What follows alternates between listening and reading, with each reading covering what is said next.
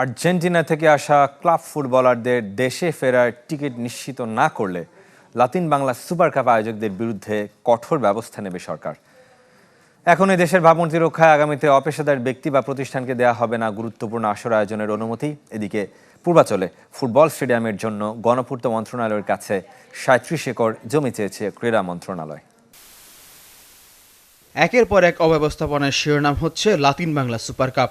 আয়োজন থেকে শুরু করে আর্জেন্টিনা ও ব্রাজিল থেকে আসা ক্লাবের ফুটবলার কর্তাদের হোটেল বিল কিংবা দেশে ফেরার টিকিট। এখনও ঢাকায় কার্যত হোটেলবন্দি বিদেশি ফুটবলাররা।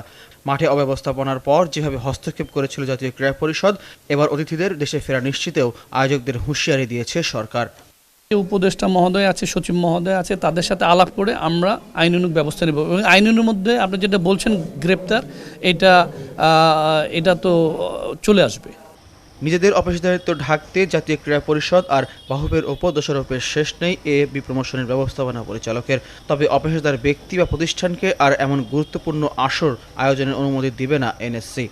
নতুন এবং ফিরে আসা গ্রাহকদের জন্য নগদে চলছে ক্যাশব্যাক সহ প্রতিদিন হাজারো উপহার জেতার সুযোগ। হবে আশা আর ফেরা, সারপ্রাইজ সেরা।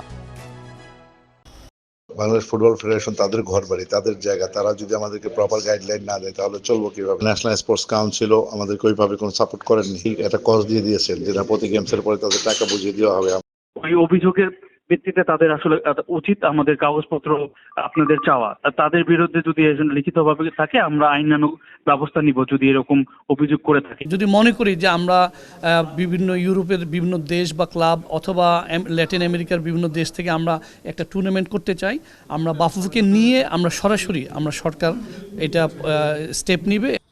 এদিকে দেশজুড়ে স্টেডিয়ামগুলো রক্ষণাবেক্ষণে ক্রীড়া পরিদপ্তরের তৃণমূল পর্যায়ের অফিস এবং জনবল ব্যবহারের উদ্যোগ নিচ্ছে ক্রীড়া পরিষদ। আমাদের একটা এমইউ হবে তার সাথে ক্রীড়া পরিদপ্তরের সাথে জাতীয় ক্রীড়া পরিষদের। রাজধানীর পূর্বাচলে ফুটবল স্টেডিয়াম নির্মাণে গণপূর্ত মন্ত্রণালয়ের কাছে ৩৭ একর জমি চেয়েছে ক্রীড়া মন্ত্রণালয়। এদিকে সরকার থেকে যে ৮ স্টেডিয়াম বাফুফেকে দেওয়ার কথা ছিল তা নিয়েও দেখা দিয়েছে দোলাচল। ওই রক্ষণাবেক্ষণের জন্য আলাদা। ফয়জুল ইসলাম, চ্যানেল 24, ঢাকা।